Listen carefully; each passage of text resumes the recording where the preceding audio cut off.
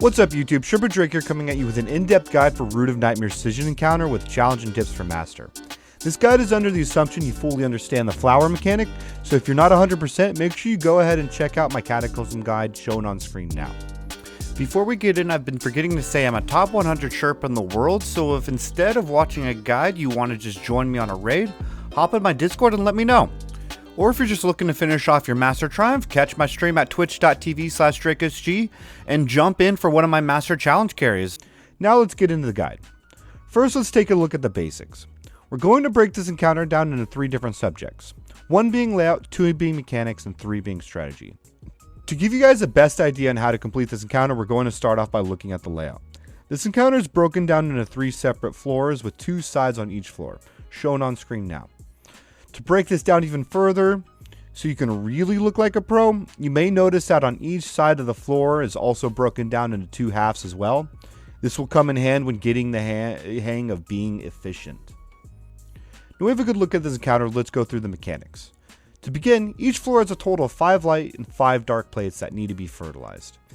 And this time, the adds will be immune to all damage unless holding the Field of Light or Field of Dark buff. So to make easy work of this, we're breaking up into a light and dark team, with a runner for each. There are anti-barriers that need to be dealt with and overloads on Master, so keep that in mind when getting your build set up. The runners ignore all adds and focus on making sure they get each plate fertilized before the timer runs out. Mistakes can happen, so to account for errors, I hyper-focus completing this mechanics, because once done, the timer goes away and you have an indefinite time to kill the adds following. The ad clears have one job. Stay near the flower so when the runner pulls the buff, you get it too so you can continue to kill ads. The big thing to take into account is the fact that at times you will need to cross the chasm, and as a warlock, if you don't apply your jump at the apex of being sent across, it can send you down instead, followed by the ability to watch your teammates get your revive. Now for strategy. After joining a multitude of LFGs, there's really 3 common ways of breaking this down. The better players I find do a 1-2-2 pattern, where you fertilize the color of the flower you start on, then swap into 2 of the other, and then back for the final 2. This of course is what I recommend. The reason this works so well is because the first plate needing to be planted is across the chasm, so you're already next to a flower, might as well just continue from there. However, some players like the simpler things in life, and those find to do the color they begin on at all times.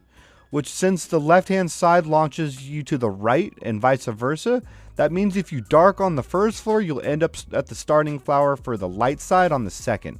So you stay there and do the color you are already at. And I find the least competent players struggling to adapt and comprehend, so they spend the entire time going back and forth and make sure if they start on dark, they do every single dark plate. Pick your poison, they're all about the same. Now to talk about the challenge. The challenge becomes failed when you try to cross a chasm in any other means other than the launchers. You also can't shoot the crux on your own side, so you need to have someone designated on the opposite side to let you cross. This means splitting into 3 separate roles: adds, runners, and crux. For a successful run, the runners needed to have the crux shooters ready to go, so hyper-focusing on being ready to have the runners cross was a must on Master. For Master, I would stick to having 1 runner for each side, as ad clearing can get a little overwhelming all alone, and taking a pauses runner to help out might also make the difference, with healing grenades on Wellskate coming in really clutch. This is the only change I would make. I will have a full in-depth guide on Master and Challenge and strategy, so check back in soon. But for now, this is my second Root of Nightmares guide, and I plan on making one for each encounter. That's going to be it for now, and as the Sherpa say, a la vida.